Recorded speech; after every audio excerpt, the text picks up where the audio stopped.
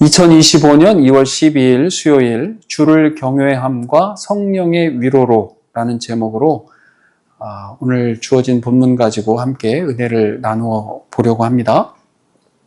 지난주에 우리가 이제 다메섹으로 오는 도중에 예수님을 만났던 사울 이야기가 쭉 진행이 됐죠. 그리고 정말 기독교사에서 정말 놀라운 그러한 주님을 만나는 사울이 그러한 일들이 있었습니다.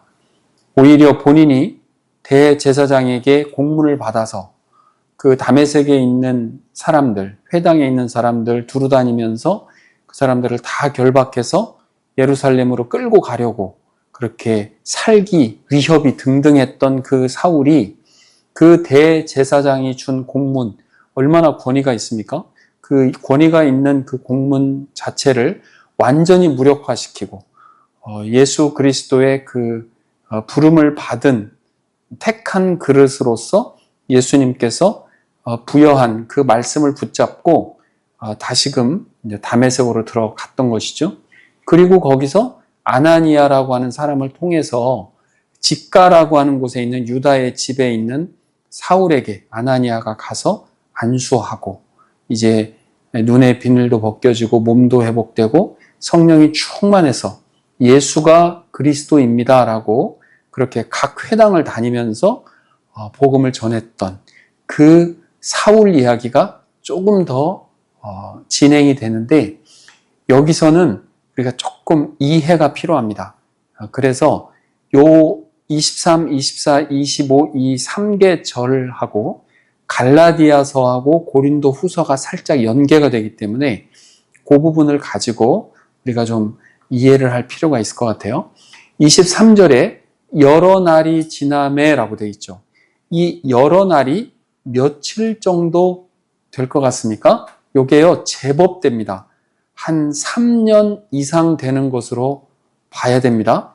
한 3년 이상 되는 어떤 기간이 있었겠죠. 그러면 바울 입장에서는 그 3년이 어떠한 기간이었을까? 이제 완전히 히브리인으로서 유대교만 철저히 믿고 있었던 사람이 예수 그리스도를 만나면서 완전히 달라졌잖아요. 그리고 본인이 가지고 있었던 그 생각조차도 다 이제는 완전히 바뀌어버리는 그 상황이었단 말이에요. 그 상황에서 이제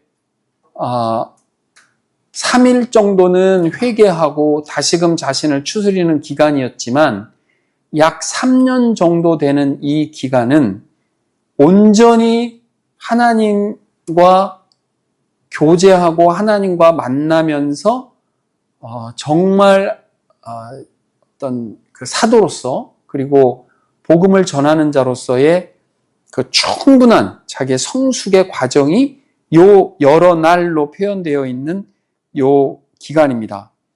그런데 요것을 우리가 알 수 있는 그 말씀이 있어요.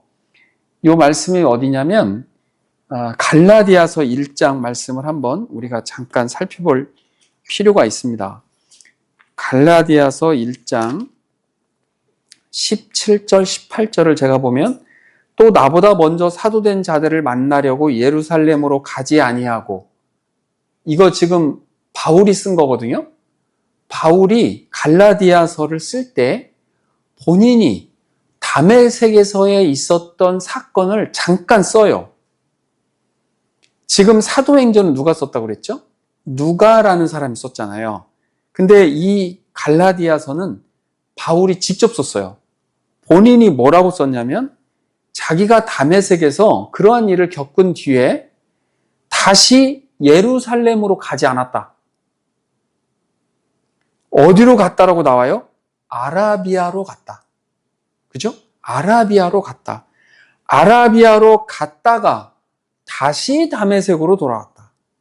그리고 그 18절에 보니까 뭐라고 되어 있어요? 그 후가 뭐냐면 예루살렘에서 다메섹까지 와 있고 다메섹에서 아라비아까지 가 있었던 그 기간을 말하는 거예요.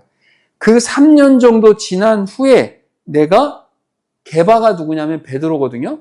게바를 방문하려고 어디로 올라갔다고 나와요? 예루살렘으로 올라갔다. 그러니까 지금 쉽게 표현하면 이런 거예요. 다메섹으로 왔죠.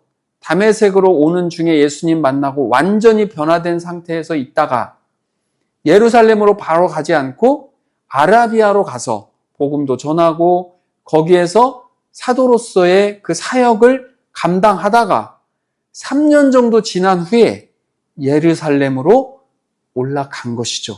자, 여기 이해가 되시죠? 자, 그 상태에서 다시 사도행전으로 와보면 여러 날이 지남에 유대인들이 사울 죽이기를 공모하더니, 여기 유대인들은 처음에는 사울이 자기들의 지도자처럼 예수 믿는 사람들을 박해하기 때문에 유대인들이 따랐죠. 그런데 사울이 예수님을 믿고 나서 어떻게 됐어요? 자기들이 볼 때는 변절자가 된 거예요. 배신자가 된 거예요.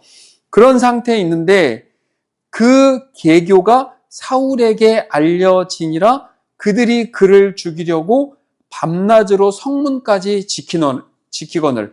그러니까 사울이죠. 지금은 사울이 그 다메섹 성문 안에 있었는데 이제는 사울을 잡아 죽이려고 누군가와 지금 짰어요. 공모한 거죠. 짜고 있다가 날짜를 잡고 사울을 이제는 죽여야 되겠다. 다메섹에 있을 때. 그런 마음을 딱 먹고 지키고 있었는데 25절에 보니까 그의 제자들이, 누구의 제자요? 사도 바울이, 벌써 사울이 제자가 생겼어요. 사울을 따르는 사람이 생겼다고요. 그 사이에. 그 제자들이 밤에 사울을 광주리에 담아서, 여기 광주리가 되게 큰 광주리거든요. 그 광주리에 담아서 성벽에서 달아내렸다. 이렇게 나와요.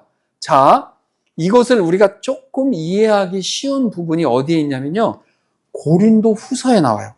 고린도 후서 11장 32절, 33절을 잠깐 보면은 고린도 후서 11장 32절, 33절 다 찾으셨죠? 거기 보면 어떻게 돼 있어요? 다메섹에서 아레다 왕의 고관이 나를 잡으려고 다메섹 성을 지켰으나. 자, 그러면 아라비아 안에, 자, 이제 저를 보세요. 사울이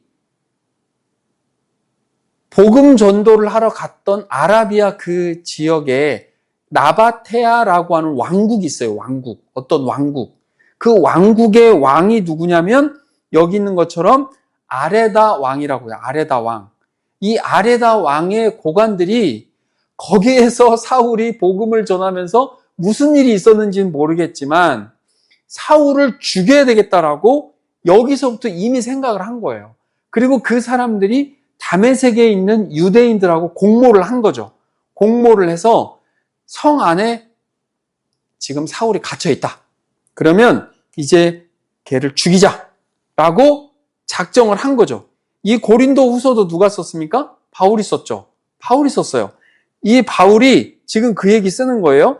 그렇게 지키고 있을 때 나는 광주리를 타고 들창문으로 성벽을 내려가 그 손에서 벗어났노라.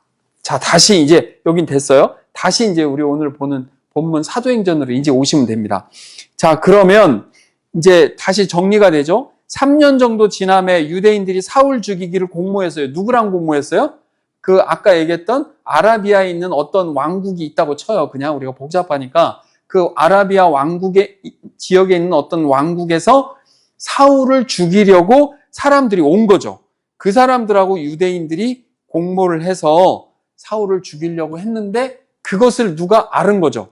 알아서 사울에게 알려줬단 말이에요. 그러니까 사울이 밤에 광주리에다가 몸을 싣고 그 성벽을 통해서 이제 도망친 거죠. 예, 요 사건이 사실은 짧게 3계절로 되어 있지만 요거만 나오면 이제 뒤에 갈라디아서 읽다가 또 고린도후서 읽다가 보면 이게 연결이 안 되면 약간 헷갈리니까 그렇게 우리가 이해를 하시고, 그 다음에 사울이 어디로 갔어요? 예루살렘으로 가서 26절에 보니까 예루살렘으로 갔대요. 그러면 아까 우리가 읽었던 것처럼 3년 후에 예루살렘으로 갔다 바로 안 가고, 그러면 요 기간이 3년 정도 있다가 이제 예루살렘으로 간 거죠. 자, 그럼 여러분, 예루살렘에서 그 공문을 받아가지고 예수 믿는 사람들을 잡기 위해서 올 때는 유대인들 편이었잖아요, 사울이. 그러니까 유대인들 입장에서는 사울이 갔는데 지금 뭐 어찌 됐는지 거기서 뭐 예수를 믿었다고 하고 갑자기 뭐 어디로 사라져가지고 지금 없는 상태였다가 이 사람이 예루살렘으로 온 거예요. 그래서 제자들을 사귀려고 했어요. 제자들은 누구를 얘기하는 거냐면 예수님을 따르는 무리들이에요. 제자들을 사귀려고 했는데 그 예루살렘에 있는 제자들은 지금 어떤 상태예요? 사울이라는 사람이 스데반을 죽였던 사람이란 말이에요. 그리고 아주 여러 사람들을 해롭게 했던 사람이기 때문에 긴가민가 했겠죠. 저 사람이 3년 만에 나타났는데 진짜 예수를 믿는 사람으로 변화돼서 온 거야? 라고 하는 그런 의구심을 가지고 이제 두려워했다라고 했어요. 그가 제자됨을 아예 믿지도 않는 사람들이 대부분이었던 것 같아요. 그럴 때 바나바라고 하는 한 사람이 등장합니다. 이 바나바는 이미 그 앞에 우리 사도행전 4장, 5장 여기에 위로하는 자, 구브로에서 온 위로하는 자라고 하는 사람으로 바나바가 아주 착하고 주변 사람들에게 칭찬을 받는 그런 귀한 분이었거든요. 이 바나바가 이제 여기서 나와요. 중재자로 나와가지고 사도들에게 가서, 자, 사도와 제자는 여기서 다르죠. 우리가 사복음서에서는 12제자라고 나오지만 이제는 사도로 별칭입니다. 이 사람들은. 그래서 사도들에게 가서 그가 길에서 어떻게 주를 보았는지, 그리고 주께서 그에게 말씀하신 일, 그리고 담에색에서 그게 어떻게 예수의 이름으로 담대히 말하였는지, 요 세 가지로 지금 얘기하는 거죠. 어떻게 주님을 봤는지, 그리고 주님께서 그에게 어떤 사명을 줬는지, 그리고 예수의 이름으로 얼마나 담에색에서 복음을 잘 전했는지, 그것을 보증해 준 거죠. 그러니까 우리가 신앙생활 해도 혼자 신앙생활 하는 것보다는 주변에서 같이 그 신앙이 자랄 수 있도록 돕고 함께하는 그런 사람들은 꼭 필요해요. 우리가 앞서서도 사도 그 사울이 눈이 보이지 않았을 때 주님께서 바로 고쳐줄 수 없었을까요? 고쳐줄 수 있죠. 그런데 굳이 아나니아를 보내서 안수하게 했단 말이에요.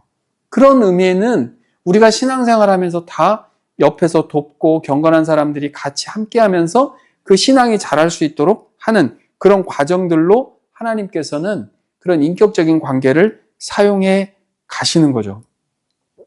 그리고 사울이 제자들과 함께 있어 예루살렘에 이제 자유롭게 출입하게 된 거예요. 바나바가 이제 중간에서 그런 중재 역할을 잘 해줘가지고, 그리고 또 예수의 이름으로 담대히 말하고, 이제 주님의 예수의 어떤 사도로서 또 본인이 복음을 맡은 자로서 그 책임감을 가지고 이제 3년 정도 지났기 때문에 더 복음을 담대하게 전했던 거죠. 그런데 여기서 문제가 생겨요. 헬라파 유대인들과 함께 말하며 변론하니, 헬라파 유대인이 누구였습니까? 스데반을 죽였던 사람들이에요. 그러니까. 네, 그 헬라파 유대인들, 여기 그 디아스포라, 즉 헬란말을 쓰는 그런 흩어졌던 유대인들이 사울을 딱 보면서 이제는 한때는 동지였다가 이제는 완전히 원수가 된 거죠. 그래서 변론하면서 했던 생각들이 뭐냐면, 스데반 죽이듯이 쟤도 죽여야 되겠다. 그렇게 생각한 거죠. 스데반 죽이듯이 쟤도 죽여야 되겠다. 그렇게 했는데 형제들이 알고, 여기 형제는 예수 그리스도를 믿는 사람들입니다. 그 형제들이 알고 가이사랴라고 하는 것은 항구 도시예요. 항구 도시 쪽으로 데리고 가서 거기서 다소로 보내요. 뭐 배를 타고 갔는지 육로로 갔는지는 정확하게 나오지 않지만 다소는 지금의 튀르키예, 과거의 터키 남부 그쪽에 있는 큰 도시 중에 하나거든요. 원래 다소가 고향이에요. 이 사람 고향. 그래서 다소로 보냅니다. 자, 여기까지 해서 사울 이야기가 이제 일단락이 돼요. 여기까지. 그리고 31절은 표시 좀 많이 하시고 정말 이 말씀대로 우리 교회를 위해서, 그리고 또 우리 교회뿐만 아니라 이 한국에 있는 교회를 위해서 정말 기도해야 될 제목이고, 저도 이 제목 가지고 우리 교회가 든든히 서갈 수 있도록 계속 기도하고 외우면서 기도하고 있는 말씀이거든요. 자, 유대, 갈릴리, 사마리아. 그러니까 유대도 있고 중간에 사마리아 있고 그 위에 갈릴리 지역이 있다 그랬잖아요. 지금까지는 사마리아에 복음이 들어간 거, 유대 지역에 복음이 들어간 거는 나왔는데 갈릴리 지역에도 복음이 지금 전해진 게 이제 나오는 거죠. 그래서 거기 그 다음 교회가부터가 이제 우리가 좀 암송하면서 좀 이렇게 기도할 내용이에요. 교회가, 그 앞에 이제 우리 교회겠죠. 교회가 평안하여 든든히 서가고 주를 경외함과 성령의 위로로 진행하여 수가 더 많아지니라. 아멘. 아멘이시죠? 예, 교회가 평안하여 든든히 서가고, 그걸 어떻게 함으로써? 주를 경외함으로써. 우리가 주를 경외하는 것이 가장 지혜로운 것인데, 하나님을 경외하고 하나님의 가르침대로 우리가 책임을 다하고 우리가 예배자로서 또 성도로서 그 삶을 살아갈 때 성령의 위로하심으로, 성령께서 함께 하심으로 그 수가 많아지니라. 그 수가 더 많아지니라. 아멘이시죠? 예, 아멘. 아멘입니다. 자, 저는 이 말씀에 따라서 그 다음에 이제 베드로 이야기가 나오는데, 베드로가 결국은 이 31절 말씀에 있는 구체적인 사례처럼 베드로의 사역이 나와요. 두 개의 에피소드가 나옵니다. 첫 번째는 루따라고 하는, 루따, 평야 지역에, 이 이제 예루살렘에서 가이사랴 쪽으로 내려가다 보면 평야지대가 있는데 아주 비옥한 평야지대에 있는 루따라고 하는 어떠한 지역에서 베드로가 계속 사역을 했던 것 같아요. 자, 그곳에서 있던 일인데, 베드로가 사방으로 두루 다니다가 루따에 사는 성도들에게도 내려갔더니 각 지역 열심히 다니는 거죠. 왜 갔을까요? 지금 박해를 받은 성도들이 각 지역에 다 흩어져 살겠죠. 그러면 베드로가 수제자로서 그 사람들을 찾아다니면서 격려도 해주고 그 사람들에게 힘내라고도 하고 믿음도 견고하게 해주고 하는 그 일들을 했겠죠. 그렇게 갔다가 거기서 애니야라는 사람을 만났어요.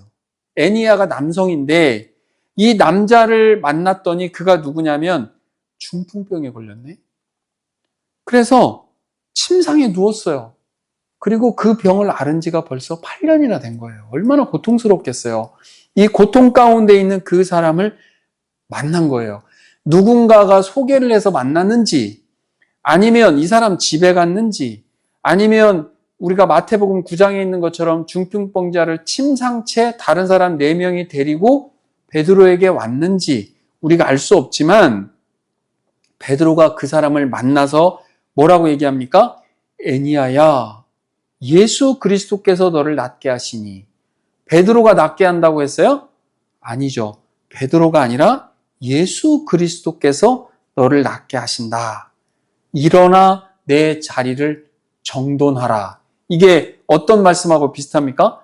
마태복음 9장에 그 중풍병자를 치료할 때 예수님께서 그랬잖아요. 이제 너 죄 사함 받았고 일어나서 네 침상째 들고 가라. 그렇게 말씀하셨던 그 예수님께서 하셨던 그 말씀처럼 베드로가 그렇게 얘기하는, 그랬더니 어떻게 됐다는 거예요?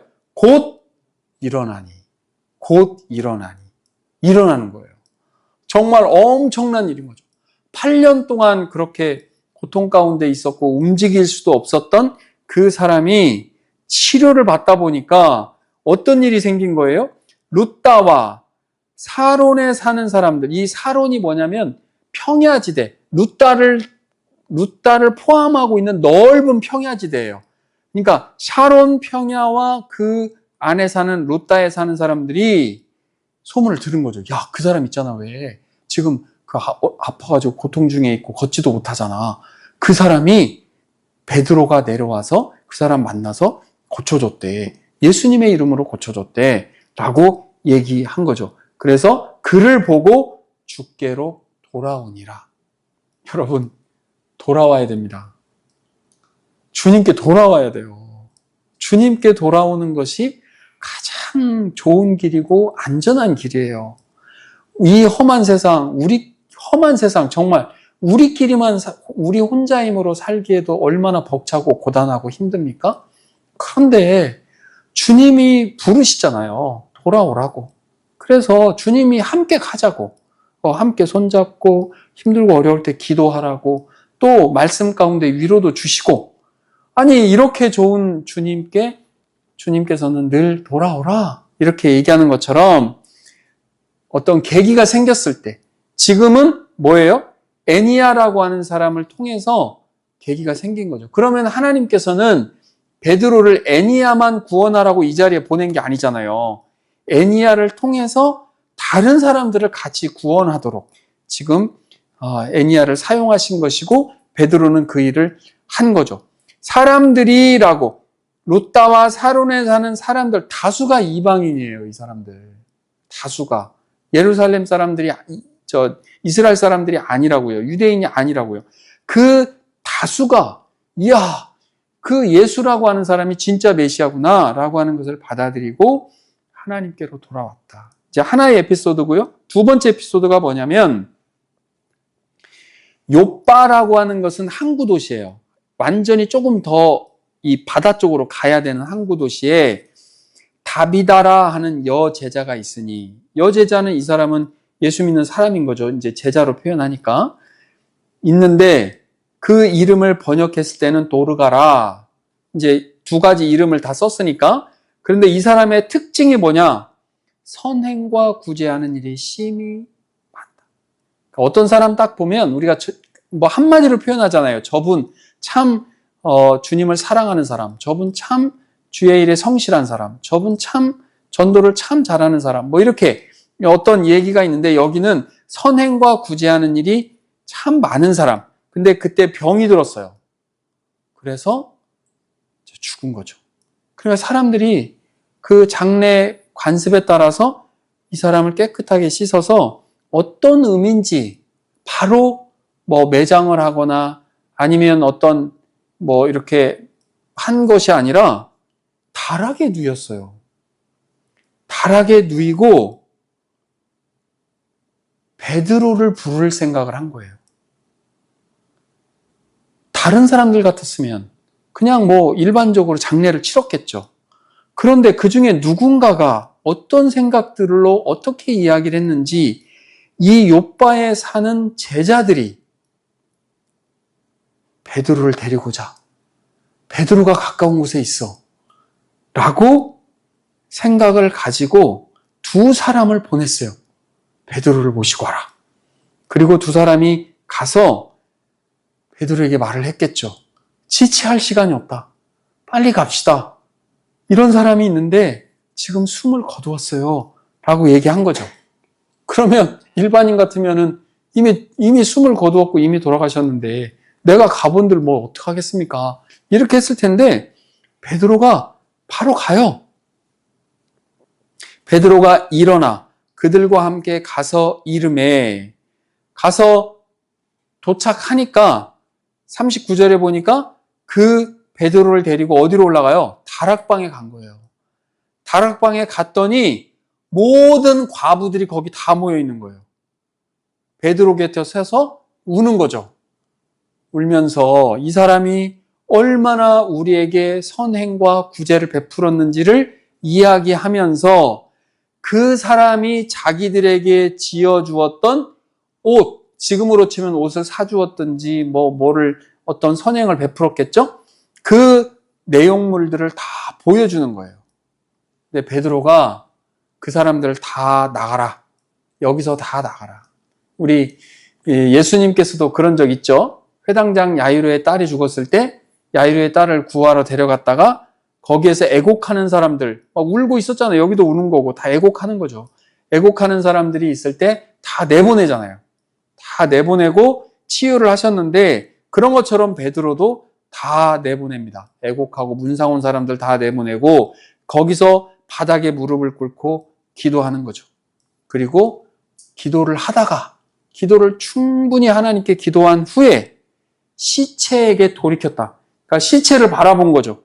죽어있는 그 시체를 향해서 마치 그 시체가 이야기를 들을 수 있는 것처럼 다비다 쿰 이렇게 얘기해요. 이게 본래 아람어 원어에 보면 다비다 쿰. 그전에는 회당장 야이로의 딸한테는 뭐라 그랬어요? 달리다 쿰 그랬죠. 달리다는 소녀예요, 소녀. 소녀야 쿰 일어나라. 그렇게 한 것처럼 베드로는 다비다 쿰 이렇게 한 거죠. 그러니까 이 사람이 살아났어요. 숨이 돌아왔어요. 눈을 뜨고 베드로를 보더니 일어나서 침상에 앉는 거죠. 그러니까 베드로가 손을 내밀어서 그 사람을 일으켜줬어요.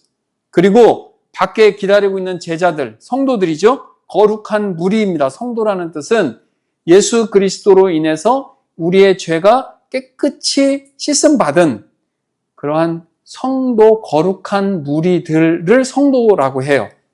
우리도 일반적으로 성도님 이렇게 얘기하잖아요. 가장 우리에게 정말 영광스러운 호칭이죠.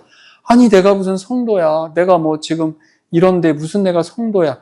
아닙니다. 그러면 그건 예수님께서 우리를 위해서 십자가에서 돌아가신 그 사역이 완전히 무가치하게 여겨지는 거예요. 그렇게 여기는 것은 주님은 나를 위해서 돌아가셨고 내가 주님을 믿었을 때 주님께서 나를 거룩하게 만드셨고 죄를 씻어주셨다고 이미 법정적 선언을 했단 말이에요. 너는 의로운 나의 자녀야. 너는 의로운 나의 아들이야, 나의 딸이야 라고 말씀하셨는데 내가 무슨 이렇게 해버리면 이건 아닌 거죠. 이미 누군가가 어떤 일을 잘못해서 뭐 변상을 해야 된다. 뭐 수천만 원, 수억 원을 변상해야 되는데 어떤 사람이 이미 변상 다 했어요.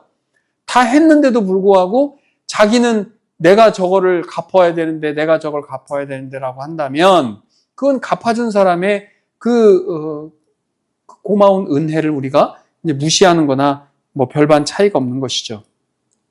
그래서 우리는 성도로 부름을 받는 것이 이상하지 않다. 괜찮다. 그래서 우리는 성도라고 불렀고 여기서도 그 성도들이 있었고 과부들을 다 불러들여서 그가 살아난 것을 보여준 거죠. 그랬더니 그 욥바에 아직도 많은 사람이 주님을 믿지 않고 있는 사람들이 있었어요. 그 사람들이 많이 믿은 거죠. 자, 그러면 우리가 아까 기도 제목으로 잡고 봤던 31절에 보니까 주님을 경외하는 것 맞죠?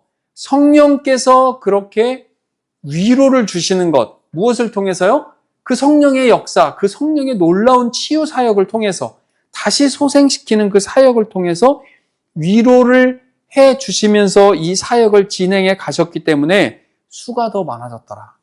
그러니까요, 수가 더 많아지고 이 교회가 부흥하고 교회에 오는 사람들이 많아지는 것은 우리는 그 책임을 다할 뿐이에요. 우리는 그 수단의 역할만 하는 거예요. 우리가 뭘 하는 게 아니잖아요.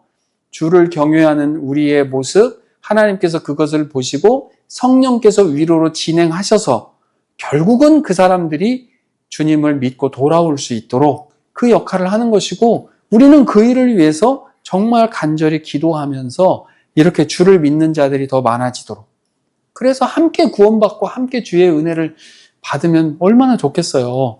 그렇게 그리고 이제 베드로의 근황이 43절에 있는데 베드로가 욥바에 여러 날이 있었다. 좀 더 있었다. 뭐 했겠어요? 그때 새롭게 믿는 사람들에 대해서 새신자 교육도 하고 그 사람들에 대해서 복음도 더 잘 가르쳐주고 예수님께서 가르쳐준 그 복음서에 있었던 그런 귀한 사역들 본인이 직접 경험했으니까 그러한 일들도 가르쳐주면서 있었다. 그리고 그 사람이 어디에 있었냐면 시몬의 집에 있었다. 그 시몬이라는 사람의 직업을 알려주는데 그 직업이 뭐냐면 무두장이다. 무두장이가 뭐냐면요. 죽은 동물의 가죽을 벗겨서 그 가죽을 이제 가공하는 그것이 이제 무두장인데 이제 요 정도로만 알면 좋을 것 같아요. 왜냐하면 이 무두장이 일이 이 사람이 뭐 경건한 사람이냐 아니냐 이 일이 뭐 불결한 일이냐 그런 것에 대해서는 우리가 이것만 가지고는 사실은 다 알 수가 없어요. 그래서 어떤 사람들은 죽은 사체를 만지는 거기 때문에 이것은 정결치 못한 것이다 이렇게 하는 사람들도 있고 그것은 또 지나치게 우리가 가는 것이다 이렇게 얘기하는 것도 있기 때문에 우리는 그냥 요 정도 뭐 직업이나 어떤 신분의 고하나 이런 거 따지지 않고 정말 이 시몬도 제자였겠죠. 그러니까 베드로를 자기 집에 모셔서 충분히 뭐 편의를 제공해주고 불편하지 않도록 기거할 수 있도록 그렇게 섬기고 그 선행을 한 거잖아요. 이제 그런 정도 수준까지 우리가 받아들이면 될 것 같아요. 자, 이제 오늘이 9장의 두 번째 시간이었는데 두 가지 에피소드였습니다. 사울에 대한 부분. 사울이 다메섹에서 아라비아 갔다가 예루살렘으로 가서 다시 어디로 갔어요? 자기 고향 다소로까지 갔던 거. 그 상태. 그러면 지금 사울은 어디에 있어요? 다소에 있어요. 뒤에 보면 나오겠지만 나중에 아까 중재했던 바나바 있잖아요. 막 그렇게 어려워했을 때 중재해줬던 바나바가 나중에 다소에 가서 그 사울을 데려옵니다.